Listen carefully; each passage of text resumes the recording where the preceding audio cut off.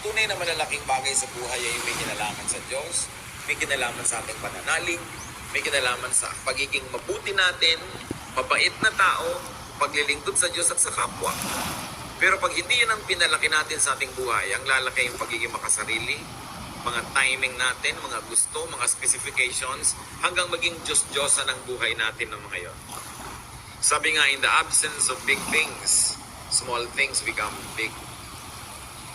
Kaya kung masyado kang may minamalaki, nagtatampo ka, minamalaki mo yan, na neglect kang imbita sa isang okasyon, ang laki-laking issue na, nakalimutan ng birthday mo, ang laki-laking bagay na siguro walang malaking bagay sa buhay mo. Kaya yung maliit, pinapalaki. Kahit sa mag-asawa, pag wala kayong malaking project, meron kayong napakalaking project na gusto nyo talagang mapatapos ang inyong anak, o kaya gusto nyo